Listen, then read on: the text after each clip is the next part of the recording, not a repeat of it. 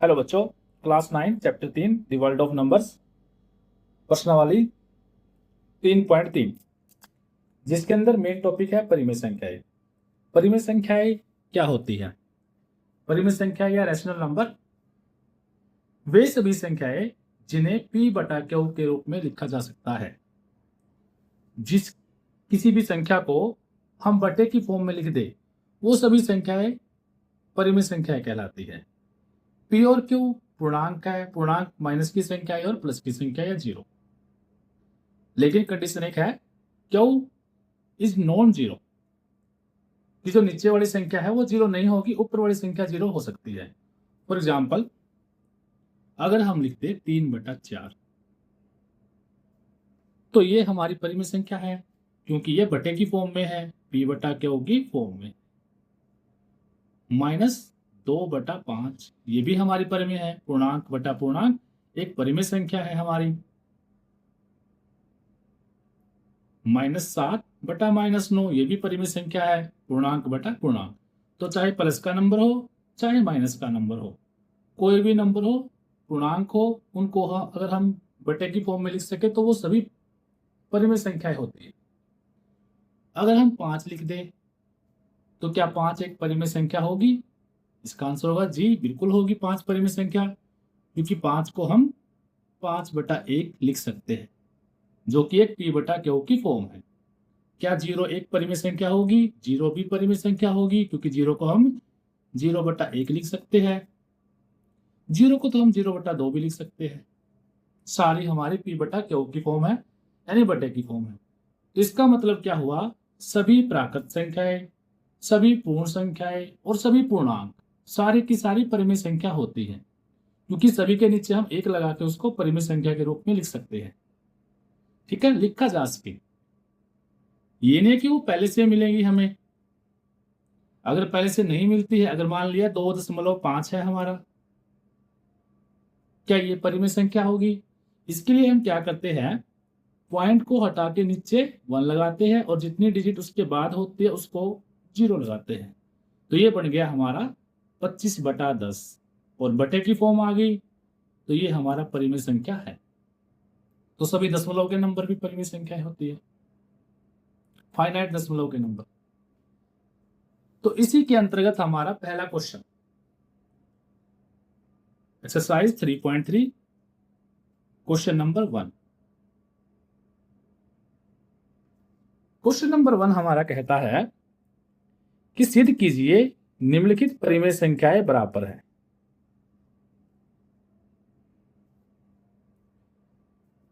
अब पहली संख्या, पहला क्वेश्चन है 2/3 और 4/6। देखने को तो ये बराबर नहीं लग रही, ये 2/3 है, ये 4/6 है, हमें कैसे पता बराबर है? तो हम क्या करेंगे, इसके दो तरीके करने के। पहली संख्या हमारी है 2/3 और दूसरी संख्या हमारी है 4/6। एक तरीका है हम छोटी संख्या को बड़ी संख्या बना दें, छोटी इन दी सेंस जिसके नंबर छोटे हैं, वैसे तो ये दोनों बराबर ही है। दूसरा तरीका है बड़ी संख्या को इसको मिनिमाइज करके छोटी संख्या बना दें। इसका शॉर्ट जो रूप होता है, न्यूनतम रूप, उसको इसमें चेंज कर सकते हैं। कैसे? अब 4/6 है हमारा, इसको हम डिवाइड करेंगे। डिवाइड कैसे करते हैं? सेम पहाड़े से दोनों को डिवाइड करना है। 2 के पहाड़े में 4 भी आता है और 2 के पहाड़े में 6 भी आता है, तो हम काटेंगे इसको 2 दूनी 4 और 2 तिया 6। तो ये बन गया जी हमारा 2/3। पहली संख्या हमारी 2/3 थी, दूसरी संख्या भी हमारी न्यूनतम रूप में 2/3 आ गई, और 2/3 2/3 के बराबर होती है, तो हम लिख देंगे पहली संख्या बराबर है दूसरी संख्या। पहली संख्या थी हमारी 2/3 और दूसरी संख्या थी हमारी 4/6, तो ये दोनों आपस में बराबर होंगे। ऐसे ही हमारे बाकी पार्ट है। सेकंड पार्ट है 5/4 और 10/8। अब 5/4 ऑलरेडी न्यूनतम फॉर्म में है, 5 और 4 को नहीं डिवाइड कर सकते, लेकिन हम 10 और 8 को न्यूनतम फॉर्म में चेंज कर सकते हैं। कैसे? 10 और 8 दोनों 2 से डिवाइड होते हैं, 2 पंजा 10 और 2 चौके 8, ये हो गया हमारा 5/4। ये भी 5/4, ये भी 5/4, तो दोनों संख्याएं बराबर होंगी, इसलिए 5/4 बराबर है 10/8, क्योंकि दोनों का न्यूनतम रूप बराबर है। इसके अंतर्गत थर्ड पार्ट हमारा है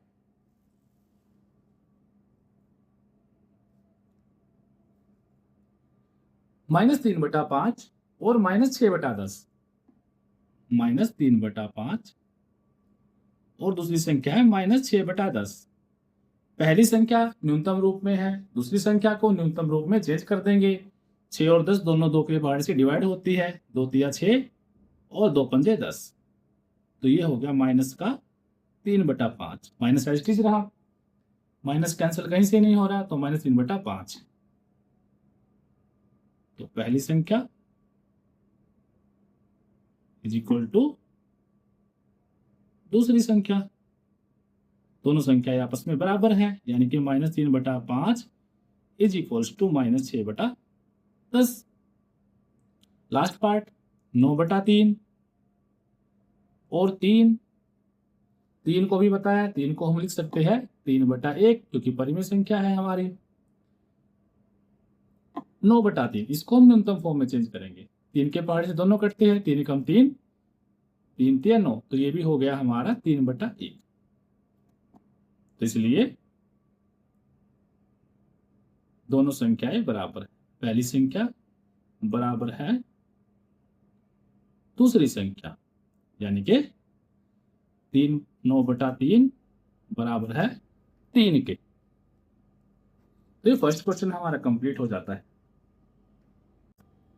क्वेश्चन नंबर 2, योगफल ज्ञात करो। योगफल में है परिमेय संख्याएं। फर्स्ट पार्ट है 2/5 प्लस 3/10।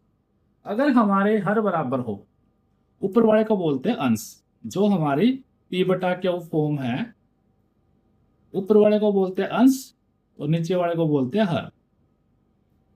नोमिनेटर और डिनोमिनेटर इंग्लिश में, अंश और हर। अगर हमारा हर सेम है दोनों में, फिर हमें कुछ नहीं करना, ऊपर वाले को जोड़ देना है, नीचे वाला हमारा एज इट इज रहेगा। लेकिन अगर हमारा हर दोनों में अलग अलग है, फिर हमें लेना पड़ेगा एलसीएम हर का। तो हम एलसीएम लेंगे 5 और 10 का। 5 और 10 का एलसीएम कैसे लेंगे? 5 और 10 को ऐसे हम कर देंगे, 5 के पहाड़े से 5 जाता है, 5 के पहाड़े से 10 भी जाता है। अगर कोई एक भी चला जाए उसको भी हमें भाग कर देना है। तो 5 के पहाड़े से 5 कम 5 और 5 दूनी 10। अब 2 के पहाड़े से 2 जाएगा, 1 और 1। जब तक यहाँ पे 1 1 नहीं आए तब तक हम इसको करते रहेंगे। इन दोनों की मल्टीप्लाई 5 गुणा में 2 10, तो यही हमारा हो गया एलसीएम। 10 हमारा हो गया एलसीएम, पहला काम। उसके बाद हमें 10 को डिवाइड करना है इस हर से, डिनोमिनेटर से। 10 5 के पहाड़े में 2 बार आता है, 5 दूनी 10, तो अंश की हमने 2 बार गुणा, 2 से गुणा कर देनी है, 2 गुणा में 2। 10 एकम 10, 3 की हमने 1 से गुणा कर दी, प्लस 3 गुणा में 1।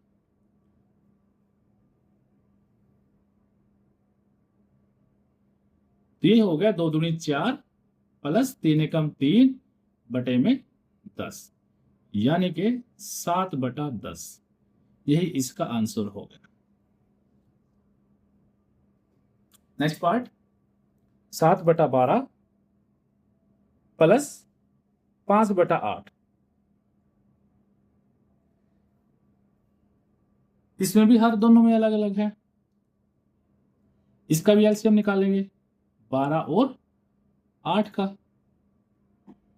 2 के पहाड़ से जाएगा, 2 छीके 12, 2 चौके 8, 2 के पहाड़ से फिर 2 तिया 6, 2 दूनी 4। अब 3 पे चला दो या 2 पे चला दो, 2 पे चलाए तो 3 एज इट इज उतर गया, जो भागने हो तो वो सेम टू सेम उतर जाएगा, और 2 एकम 2, और फिर 3 के पहाड़े पे 3 एकम 3 और 1। तो कितना हो जाएगा एलसीएम इसका? 2 गुणा 2 गुणा 2 गुणा 3, 2 दूनी 4, दूनी 8 तिया 24। तो एलसीएम हो गया इसका 24। 24 लिखा हमने नीचे। 12 के पहाड़े में 24, 12 दूनी 24, 2 की हमने कर दी ऊपर गुणा, जैसे ऊपर की थी, तो ये हो गया 7 दूनी 14 प्लस 8 के पहाड़े में 24, 8 दिया 24, तो 3 की हमने ऊपर गुणा कर दी, 5 दिए 15, 14 और 15 29/24, यही इसका आंसर हो गया। नेक्स्ट पार्ट, लास्ट पार्ट इस क्वेश्चन का, -4/7 प्लस 3/14। पहला काम एलसीएम लेंगे हम, किसका? 7 का और 14 का। 7 और 14 2 के पहाड़े में कटता है, 2 से काट देंगे, 7 हमारा एज इट इज, और 2 सत्ते 14। अब 7 तो सिर्फ 7 के पहाड़े में कटेगा क्योंकि 7 अभाज्य संख्या है, 7 एकम 7 और 7 एकम 7, तो एलसीएम हो गया इसका 2 × 7 यानी कि 14। तो 14 एलसीएम हो गया। 7 दूनी 14, 2 पे आया तो ऊपर हमने 2 से गुणा कर दी, 4 दूनी 8, एक नंबर माइनस का है, एक नंबर प्लस का है, तो हमारी गुणा आएगी -8। ये हमारे ब्रह्मगुप्त के नियम आगे, जब हम मल्टीप्लाई करते हैं एक प्लस का नंबर एक माइनस का नंबर तो हमारा माइनस में आता है। 14 एकम 14, तो 3 की हमारी गुणा हुई 1 से, तो ये प्लस का 3, तो दिस इज इक्वल टू एक माइनस का नंबर एक प्लस का नंबर, तो सब्ट्रैक्ट हो जाएगा, बड़े में छोटा घटेगा, 8 में से 3 हम घटा देंगे, 8 में से 3 गया 5, तो ये बच गया हमारा 5, लेकिन माइनस का नंबर बड़ा है तो माइनस का 5, तो माइनस का 5/14 इसका आंसर हो गया। क्वेश्चन नंबर 3, अंतर ज्ञात करो। सेम कॉन्सेप्ट जैसे जोड़ में किया था, जो लास्ट पार्ट था हमारा, एक प्लस का था एक माइनस का, वही सेम तरीके से होएगा। नीचे वाले दोनों अलग अलग है, हर एक 6 है एक 4 है, तो पहला काम हमारा होगा एलसीएम निकालना हर का। एलसीएम निकालेंगे हम 6 का और 4 का, 2 के पहाड़े से चला गया, 2 तिया 6 और 2 दूनी 4, 3 के पहाड़े पर 3 एकम 3 और 2 का 2, और फिर से 2 के पहाड़े पे 1, तो एलसीएम हो गया इसका 2 × 3 × 2, 2 तिया 6 दूनी 12, तो एलसीएम हो गया 12 इसका। 12 को लिखा नीचे, 6 के पहाड़े पे 12 2 बार जाएगा, तो 5 की 2 से गुणा कर दी, 5 दूनी 10 माइनस 4 तिये 12, 3 आया, 1 की 3 से गुणा कर दी, 1 × 3 3, तो 10 में से 3 गया, 7/12 इसका आंसर हो गया। नेक्स्ट पार्ट,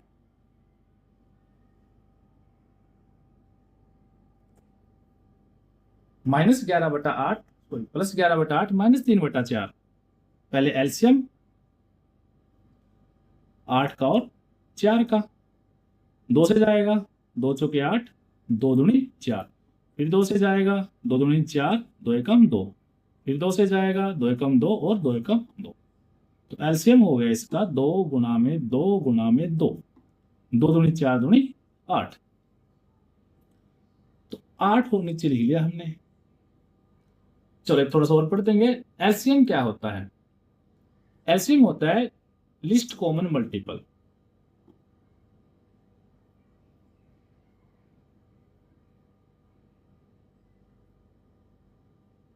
हिंदी में बोलते हैं लघुत्तम समापवर्तक। आसान भाषा में सबसे छोटा नंबर जो दोनों के पहाड़े में आए, भाई जैसे 8 और 4, 8 आता है, 8 के पहाड़े में भी आता है, 8 4 के पहाड़े में भी, और इससे सबसे छोटा नंबर यही है। आने को तो 16 भी आ जाएगा, 8 के पहाड़े में भी 4 के पहाड़े में भी, लेकिन जो एलसीएम होता है वो लिस्ट सबसे छोटा ऐसा नंबर जो दोनों के पहाड़े में आए, उसको हम एलसीएम बोलते हैं। 8 आ गया एलसीएम इसमें, 8 एकम 8, 11 एकम 11 माइनस 4 दूनी 8, 3 की 2 से गुणा करेंगे, 3 दूनी 6, तो 11 में से 6 गया 5/8, ये इसका आंसर हो गया। लास्ट पार्ट इस क्वेश्चन का, लास्ट पार्ट में ब्रह्मगुप्त नियम भी लगेगा कि माइनस माइनस ऋणात्मक ऋण जब घटाते हैं तो उतने प्लस जोड़ने के बराबर होता है। यह हमने पिछली प्रश्नावली में पढ़ा था। सिंपल याद रख लो कि अगर ब्रैकेट से पहले माइनस है तो अंदर वाले का साइन चेंज हो जाएगा। तो इसको पहले सिंपल करेंगे, -7/9 7/9, और ये माइनस माइनस हो गया प्लस, प्लस 2/3। अब आगे सिंपल, जैसे हमने ये क्वेश्चन किया है, पीछे वाला क्वेश्चन किया था। पहले हम एलसीएम निकालेंगे 9 का और 3 का। ये 3 के पहाड़े से चला गया, 3 तिया 9, 3 एकम 3, और फिर से 3 के पहाड़े पे 3 एकम 3, 3 एकम 3। तो एलसीएम हो गया हमारा 3 गुणा में 3 9। या देखिए तो अगर हम 9 के पहाड़े पे भी आएगा, 9 3 के पहाड़े पे भी आ रहा है, वही इसका एलसीएम है। कॉमन मल्टीपल जो दोनों के पहाड़े पे आए।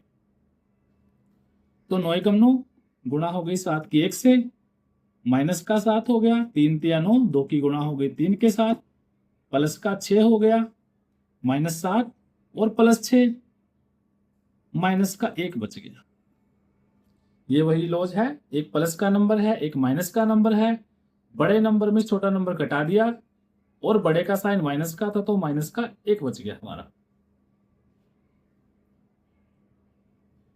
तो ये हमारा क्वेश्चन नंबर 3 कंप्लीट हो जाता है यहाँ पे। क्वेश्चन नंबर 4, गुणनफल ज्ञात करो।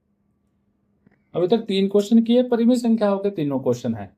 ये भी परिमेय संख्याओं का ही है, 2 परिमेय संख्याओं की गुणा। अब इसको करने के भी हमारे पास 2 तरीके हैं। एक तरीका है हम डायरेक्ट गुणा कर सकते हैं, एक तरीका है हम काट सकते हैं इनको। कैसे करेंगे? अगर हम इसकी डायरेक्ट गुणा करते हैं, गुणा कैसे होगी? ऊपर वाले गुणा ऊपर वाले के साथ, और नीचे वाले की गुणा नीचे वाले के साथ। ये हो गया 2 तिया 6 और 3 धाए 30। अब इसके बाद हम इसको डिवाइड करेंगे, जैसे पिछले क्वेश्चन, फर्स्ट क्वेश्चन में जैसे किया था, न्यूनतम फॉर्म में चेंज करेंगे।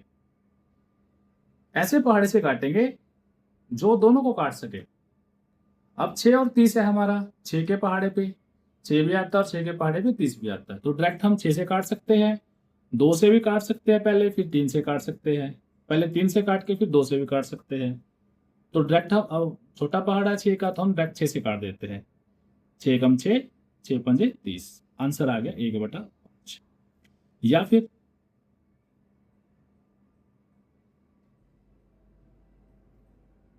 2/3 गुणा में 3/10। हम बाद में काटने के बजाय यहीं पे काट देते हैं इसको। यहीं पे कैसे कटेगा? ऊपर वाले नंबर नीचे वालों से कट सकते हैं, नीचे वाले नंबर ऊपर वालों से कट सकते हैं। ऊपर वाले आपस में नहीं कटेंगे, नीचे वाले आपस में नहीं कटेंगे, कटेंगे लेकिन सेम पहाड़े पे। तो देखो, 3 के पहाड़े से 3 भी कट रहा है, और 3 के पहाड़े से ये 3 भी कट रहा है। 3 एकम 3 और 3 एकम 3। 2 के पहाड़े से 2 और 2 के पहाड़े से 10। 2 एकम 2 और 2 पंजे 10। गुणा करेंगे ऊपर वालों के ऊपर वाले से, ऊपर बच गया 1 और नीचे बच गया 5। ये इसका आंसर हो। हम इस मेथड को लेके चलेंगे, क्योंकि आगे भी हमारा यही मेथड चलेगा। अभी तो छोटी कैलकुलेशन है तो गुणा इजीली हो जाएंगी, लेकिन जब बड़ी कैलकुलेशन आएगी तो फिर काट के गुणा करनी आसान है, क्योंकि वहां छोटे नंबर बचेंगे हमारे। चलो सेकंड क्वेश्चन, सेकंड पार्ट। 7/11 गुणा में 5/। अब 7 से ना तो 11 कट रहा है, ना ही 8 कट रहा है, ना ही किसी और पहाड़े से कोई कॉमन कट रहा है। ऐसे ही 5 के पहाड़े से कोई सा भी नहीं कट रहा है।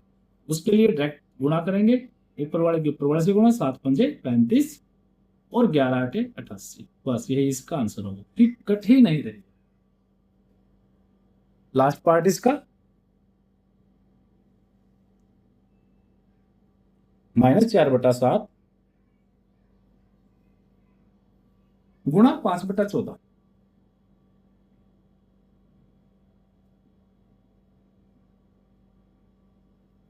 अब 4 और 14 2 के पहाड़े में दोनों आते हैं, काट देंगे। 2 दूनी 4,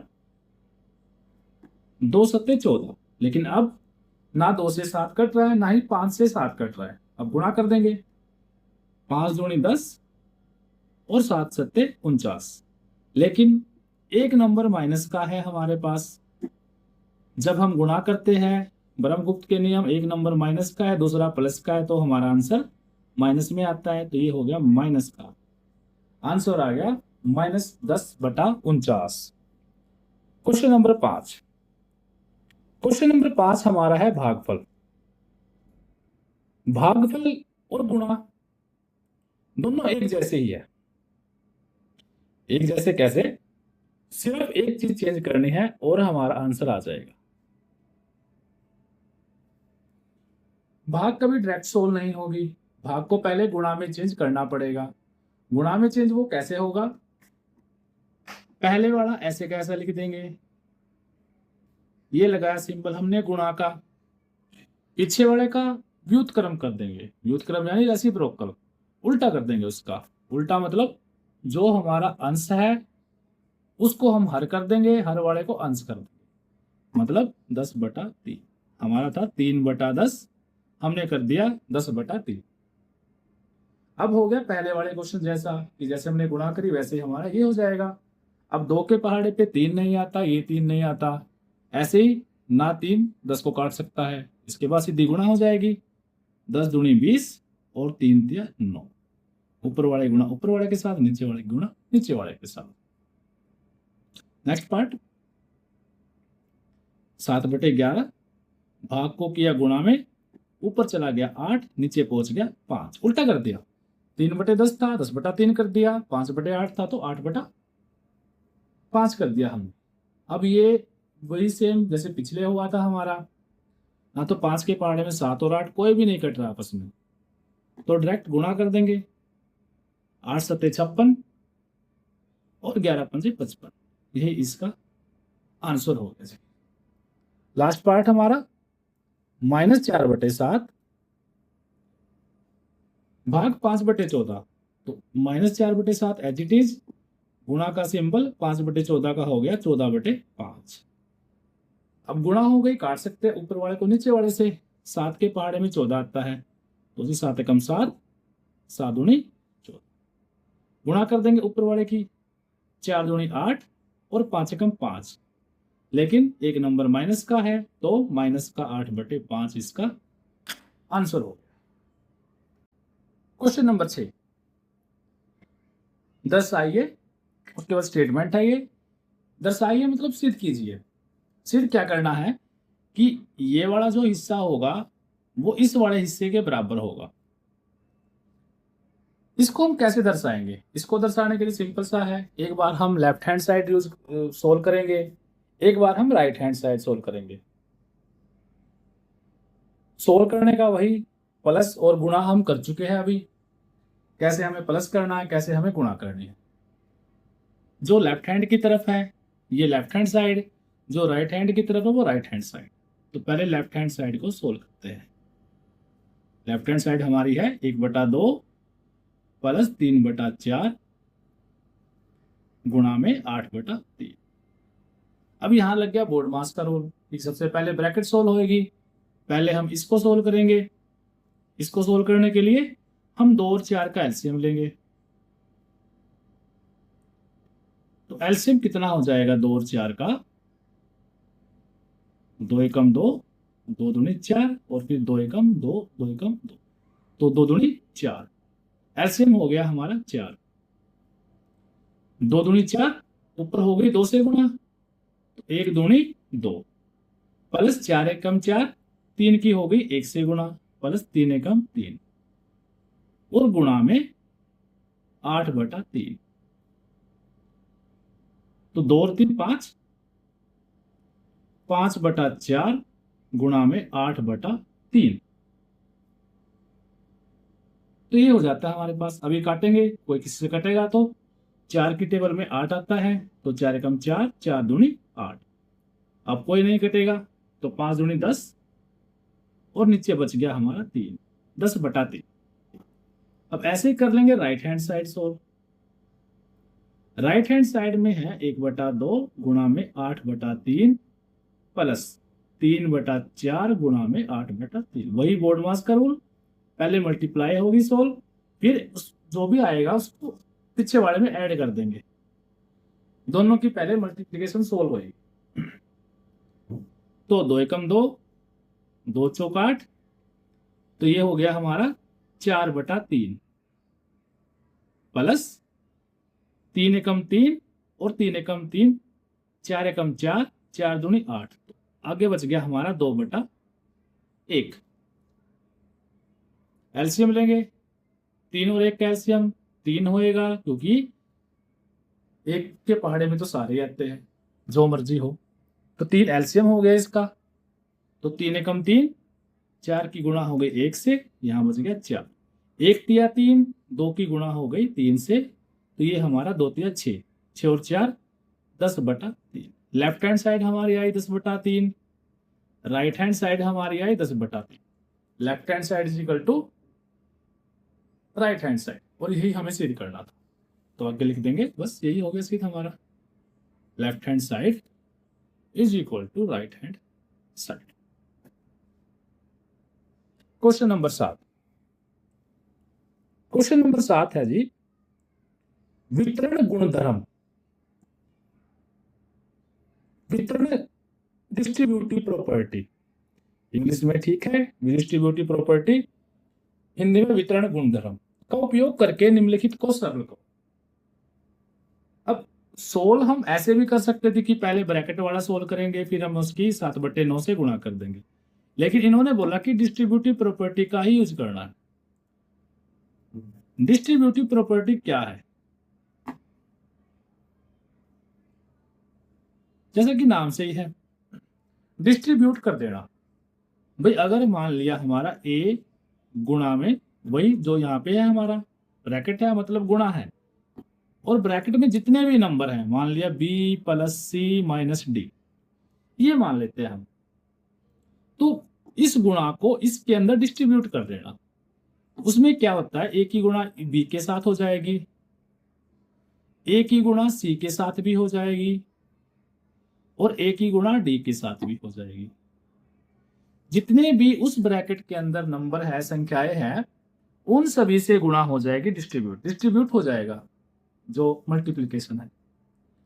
वैसे ही हम इसमें करेंगे कि ब्रैकेट के अंदर हमारे 2 नंबर है, इसकी गुणा हमारी इसके साथ भी हो जाएगी, और इसकी गुणा हमारी पीछे वाले के साथ भी कर देंगे हम। तो 7/9 गुणा में 6/7 पहले वाले से कर दी। अब नेक्स्ट हम करेंगे पीछे वाले के साथ।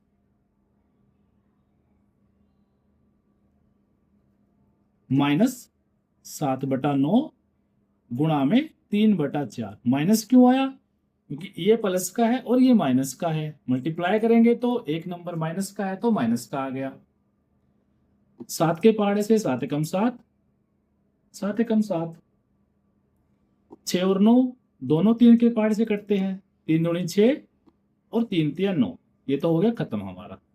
नेक्स्ट पद पे चलेंगे, 3 के पहाड़े पे 9, वही 3 एकम 3 और 3 तिया 9। अब 7 और 3 4 से नहीं कटता, तो ये एच डी हो गया।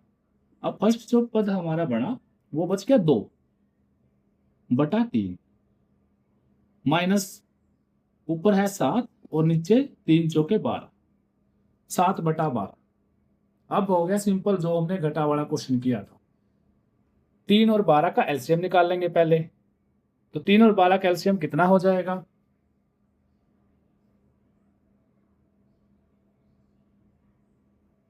3 के पार्ट से कटेगा, 3 एकम 3, 3 चौके 12।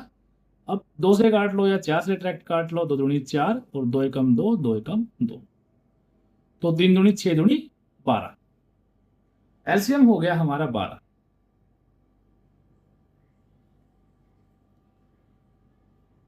एलसीएम हम डायरेक्ट भी कर सकते हैं कि भाई जो बड़ा नंबर है अगर वो छोटे नंबर की टेबल में आता है तो एलसीएम उसका वही होता है। 3 के टेबल में 12 आता है तो एलसीएम 12 है। 3 चौक 12, 2 की हो गई 4 से मल्टीप्लाई, 2 चौके 8, माइनस 12 एकम 12, 7 की होगी 1 से मल्टीप्लाई तो 7 एकम 7, 8 - 7 1/12, यही इसका आंसर हो गया। ये हो गया हमारा क्वेश्चन नंबर 7। क्वेश्चन नंबर 8, परिमेय संख्या x ज्ञात करो ताकि ये जो समीकरण दे रखे वो सेटिस्फाई हो जाए। x की क्या वैल्यू पुट करें हम, x की क्या परिमेय संख्या होगी ताकि इस समीकरण में पुट करने के बाद लेफ्ट हैंड साइड और राइट हैंड साइड बराबर हो जाए। तो सोल्व करेंगे इसको हम।